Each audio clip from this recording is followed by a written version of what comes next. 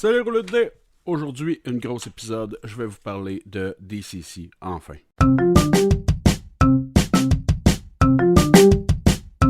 Hey! Donc, DCC, c'est quoi? Là, je veux pas dire de la merde, fait que je vais juste dire c'est des trucs que j'ai entendus. En fait, ça serait surtout des règles de la 3e édition et des règles antérieures qui ont repoufiné, manié, qui se sont arrangés pour faire quelque chose. C'est un jeu qui va être OSR, Old School Revival, et grosso modo, c'est une manière de jouer un jeu qui est pas Donjon Dragon, mais que tu retrouves un peu le feeling de Donjon Dragon quand tu jouais dans les années 1900, se souvient plus. Pour ceux qui ne le savent pas, moi j'ai commencé avec la 4e édition, j'ai jamais joué les versions antérieures, fait que ça me dit rien, j'ai aucune référence, je lis ça comme si c'était la nouvelle affaire super cool que j'avais jamais connue de ma vie. Il y en a peut-être qui font comme on avait tout ça, je sais pas, mais ça, c'est génial. Donc ce livre-là, il est beau. Premièrement, il est épais, il est beau, il a des belles images bien illustrées, il est facile à lire et surtout, les règlements sont simples. En règle générale, je vous dirais que même s'il est épais, il y a beaucoup de tables aléatoires, des trucs à rouler, des tables de critique. La magie prend le 3/4 du livre, puis tu devrais connaître à peu près 6 spells là-dedans si tu joues pendant 15 heures. Tu sais, je veux dire, ça se lit tout seul de toute façon. C'est facile, il n'y a pas de passage inutile. Ça me gosse quand tu prends un jeu de rôle, puis il y a des passages qui t'expliquent comment DMer. Je me dis, je le sais, ça.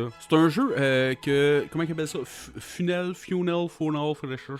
FUNEL, entonnoir. En gros, tu vas commencer, tu vas te faire 4 personnages rouler aléatoirement. Tu roules son métier, tu roules ses skills, tu roules sa vie. Puis sur tes 4 personnages, t'espères qu'il y en ait un qui survive. Parce que ils ont pas fort. Tu commences, t'es un paysan, tu roules du pays quoi. Moi, je l'ai fait un moment donné, j'étais un paysan, j'avais des poules, non des patates. Faut vraiment que tu partes dans l'optique que tes personnages, c'est des villageois qui savent pas faire grand chose, qui partent avec leur fourche ou leur marteau de forgeron, puis qui décident qu'ils vont péter à gueule à des bébites. En tout cas, bref, ils s'en vont faire l'aventure, puis il n'y a pas beaucoup de chances de s'en sortir. C'est un peu comme si demain matin je décidais que j'étais Batman, j'essayais de combattre le crime, me donne 10 minutes.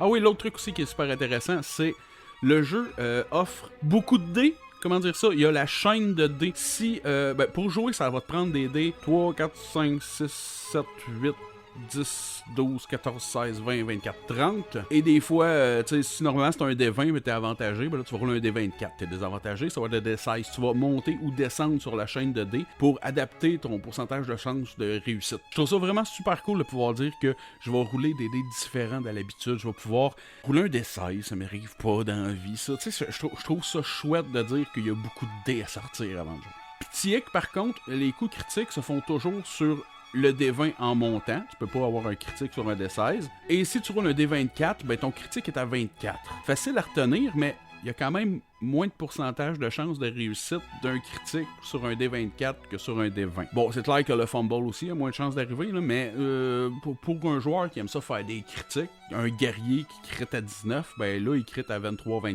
place.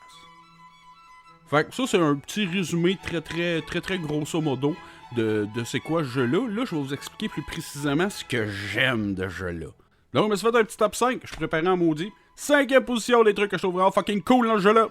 Dans les monstres, il n'y a pas un endroit qui dit « Ah tiens, t'as un dragon rouge, t'as un dragon... » Non, tu roules ton dragon, ou tu le construis. Il t'explique pas « Ça, c'est un dragon méchant, ça, c'est un dragon gentil. » Non, il te donne juste des tables et tu peux rouler ou choisir comment qui est ton dragon. C'est toi qui vas le construire, le personnaliser. Et ça, je trouve ça vraiment fucking cool parce que j'adore les dragons. Puis le fait de dire qu'il est pas fait, c'est moi qui le fais, ça me stimule la créativité. Je trouve que c'était un esti de bonne idée. 4e position! Bon, c'est à peu près la même affaire que la 5e position, sauf que celui-là, c'est pour les armes magiques. C'est hyper rare et il n'y en a pas deux pareils. Fait qu'ils n'ont pas donné des armes magiques déjà toutes prêtes. Ce qu'ils donnent, c'est des tables, tu roules puis tu crées ton item magique. Elle va avoir un bonus, des pouvoirs magiques. Qu'est-ce qu'elle fait de spécial? Elle a même un alignement. C'est cool, là. Tu peux choisir, tu peux rouler, mais en tout cas, c'est quelque chose de unique. Numéro 3! Ils ont mis une stat de luck, de la chance. Et ça, moi, ça règle un de mes problèmes que j'ai parfois dans des situations précises. Exemple, fais un zombie apocalypse, sont sur une ferme, puis là, ils disent les clés seraient-tu dans le char par hasard? Là, je le sais que le monde qui vit plus en région, plus tendance à laisser les clés dans le char. Tu sais, je sais que la machinerie lourde, les tracteurs, tout ça, ont tendance à laisser les clés dessus. Ben, en tout cas, je sais qu'il y en a qui le font. Chose qu'à Montréal, je connais personne qui fait ça. Je connais pas grand monde de Montréal, Marc. Mais bref, tout ça, c'est pour dire que ça, c'est des moments que je me dis ça se pourrait que les clés soient dessus, mais en même temps, moi, je ferais jamais ça. Ben, je sais que je viens mêler, puis là, tu peux juste faire fais-moi un jet de luck. Plus que t'as de luck, plus t'as de chances que ça soit arrivé. En plus, la luck va te donner un bonus que tu vas rouler sur une table, ça va te donner d'autres bonus à d'autres choses, exemple à tes jets d'attaque ou à ta vitesse de déplacement. Mais si ta luck c'est un malus, mettons -1, t'es une personne pas chanceuse dans la vie, ah ben là ça se peut que tu te déplaces moins vite que la moyenne des ours. La luck apporte vraiment quelque chose de particulier à ce jeu-là. C'est juste super bien pensé, super bien installé, bien expliqué, simple, facile. Emmène-moi-en des bonnes idées de même. Numéro 2! Pour les skill checks, pour les tests de compétences, ça se fait avec un D10. Les voleurs vont toujours prendre un D20. Mais sinon, ça se fait avec un D10. Les degrés de difficulté, contrairement à Donjon Dragon, que ça monte à 30, là, ça monte jusqu'à 20. Fait que même avec un D10, t'as des chances de réussir. Mais il y a des affaires que tu peux pas, genre, si t'as jamais appris à faire une serrure, à ouvrir un lock, ben, normalement, tu sais pas comment faire ça, tu sais. Fait que là, le voleur, lui, ben, il roule un D20. Ça lui donne plus de chances de réussir. Sinon, tu sais, il y a des compétences qu'il faut que tu te fies à c'était quoi le métier que t'as roulé quand t'as créé ton personnage. Comme ça, ben, tu sais, ça se peut que t'es-tu fort, t'es pas fort. Si t'étais un scribe, ben, les tests pour soulever des troncs d'arbres, tu vas les faire avec un D10 d'autres. Mais si t'étais quelqu'un qui travaillait déjà un forgeron, il est fort, tu sais, ben, lui, il roule un D20. T'en jases avec le DM à savoir cette compétence-là, est-ce qu'elle est en lien avec le métier que je faisais, puis là, ben, ça va décider de quel dé tu roulais. Les autres, ils disent un D10 ou un D20, mais comme c'est une chaîne de dés, j'avoue que des fois, je pourrais, tu sais, je jasais avec un gars, je me disais, des fois, je pense que je donnerais un D14, un D16, tu sais, je varierais là-dedans. Je sais pas, j'ai pas encore essayé ce jeu-là, je l'ai lu 3 fois à date, mais je l'ai pas encore essayé. Mais bref, je trouve que c'est une bonne manière de pouvoir faire la lumière sur ce qu'un joueur sait faire et le mettre en valeur pour ses compétences. Parce que tu sais, dans 5e, n'importe qui a une chance de rouler un vin naturel puis de réussir quelque chose. Il y a de quoi là-dedans, je trouve que ça l'enlève un peu le fun du joueur qui a décidé que lui, il se faisait un rogue puis qu'il était bien fort pour picklocker. Puis là, ben, à un moment donné, il y a un mage qui arrive avec un trombone puis il rouvre une serrure parce qu'il y a eu un bon jet pendant que lui, il avait essayé 3 fois puis il avait pété ses outils. Nah. Puis le numéro 1, l'affaire que j'apprécie le plus de tout ce beau gros livre-là, c'est super simple, c'est les classes. Comment ils sont faites, comment chaque classe a une spécialité qui appartient propre à lui, puis les autres joueurs, ben ils peuvent pas faire ça. 3 exemples faciles. Le clerk, il fait l'imposition des mains, il y a juste lui qui le fait. Il va pouvoir le faire un paquet de fois dans la journée s'il roule bien, puis ça va bien aller. Le clerk peut faire du healing. Le guerrier, il y a des dés de haut fait. Au début, tu commences avec un D3, puis le D3, tu vas le rouler en même temps que ton jet d'attaque. Le bonus, ton D3 va s'appliquer non seulement à ton jet d'attaque, mais aussi en dégâts supplémentaires. Et si tu roules un 3 sur ton D3, ben là, tu peux faire un haut fait. Ça, il fallait que tu dises avant de rouler ton dé, puis ça peut être pousser l'ennemi, le bousculer, ça va faire tomber, le désarmer. Là, il faut que tu sois créatif pour trouver quelque chose. Puis en prenant des levels, ben, au lieu de rouler un D3, tu vas rouler un D4, un D5, puis c'est toujours à partir du moment que tu as 3 ou plus, l'action est faite. Si à chaque fois, tu dis à chaque fois que je le dis pas, mon 3, ça va être pour pousser l'ennemi, ben à chaque fois que tu vas avoir un 3 sur ton dé, peu importe c'est quoi, dépendamment de ton niveau, ben tu vas pouvoir faire ce haut fait-là. Ça, j'aime ça, puis je sais que Aube, elle aime bien ça aussi, parce que tu sais, c'est le genre de filles qui aiment les personnages qui vont sauter sur le dos d'un dragon, puis arracher des écailles, après les pogner le cœur à main nue, tu sais, à de la créativité pour les combats, puis ce personnage-là va mettre en valeur sa force qui est la créativité dans les combats. Génial. Mais ce que j'aime le plus, un des trucs qui m'a tout le temps un peu gagassé, puis que là, ils ont réglé ça, l'attaque sournoise avec le voleur. S'il attaque un ennemi en surprise, en le pognant par derrière, ou quelque chose qui ferait qu'il y aurait un avantage, ben pour commencer, s'il touche, c'est un crit automatique. Et sa dague, la dague, au lieu de faire un D4, elle devient un D10. C'est super simple, c'est super simple. Le D4 devient un D10, ta dague finit par fesser aussi fort qu'une épée parce que t'as ton snake attack. Comment régler un problème facile, rapide, efficace? J'aurais voulu y penser moi-même. Ça aurait été tellement... Pourquoi j'ai pas pensé à ça? Bon, là, je vais vous prendre par surprise. Attention, mon top 5 des trucs que j'aime moins de DCC. Parce que oui, il y a des trucs que j'ai lus puis que je me dis... c'est un peu moins le fun, là. Fait que, tu sais, je me suis dit, tiens, moi y mettre dedans. Comme ça, ben, le monde va vraiment connaître comme plus mon opinion sur ce jeu-là. Mais vous allez voir qu'il y a des affaires qui pèsent pas lourd. Premièrement, ce dessin-là, il pète ma bulle. Il a comme pas le même style que les autres. Il y a plein de beaux petits dessins qui font full vintage dedans, c'est super cool. Puis là, il me montre l'autre affaire que... Pas que le dessin il est pas beau, il est super beau. C'est juste que je trouve que c'est pas le même trait, c'est pas le même genre de dessin, ça me pète ma bulle. Ouais, je commence relax. Vous voyez, c'est pas... y a pas bien des affaires que je traite pas pour vous parler du dessin de la page 125. Bon, en 4e position... Là, je suis plus sûr si tantôt j'ai dit numéro 1, en tout cas, pas grave. Les critiques et les maladresses. Autant que j'aime vraiment beaucoup ça, rouler les critiques et les maladresses sur une table, ça rajoute un petit thrill. Autant qu'à un moment donné, je trouve que Là, il y a une table pour chaque classe, il y a des tables par niveau, il y a une table de coups critiques pour les dragons. Ça fait quand même beaucoup de stock à emmener à la table. J'ai juste emmené le livre, je sais, mais là, il faut que je fouille mes pages, puis que je mette des marque-pages, puis je trouve que ça commence à ralentir un peu le rythme de la game quand faut que tu te mettes... Est-ce que c'était quel niveau? Ouais, ok, tu sais quoi, ok, je vais checker la page. Ok, toi, c'est quel dé? Là, faut que tu roules un D6 sur la table 3.8. J'ai juste imprimé les tables, j'ai fait plastifier. Moi, ça va être facile à régler, ça va être le fun. Mais c'est juste que je trouve que ça rajoute du stock sur la table, ça fait moins de place pour les chips. Numéro 3, les affaires qui me gossent. On n'a pas d'indice sur comment balancer les combats. Je sais que je suis le premier à dire s'il y a une créature qui est trop forte pour vous autres, tu sais, je vous le dis pas, puis c'est à vous autres de deviner si c'est le moment de vous sauver ou si vous décidez d'attaquer pareil. Ça, je le dis aux joueurs, mais moi, j'aime ça être en contrôle de ce qui va se passer. J'aime ça me dire, ok, ça va être facile, moi, le faire à craindre que ça l'est pas, ou le contraire. Là, faut que je guesse, puis je suis pas encore familier avec le système assez pour pouvoir me dire, ouais, ok, cette créature-là, elle vaut ça.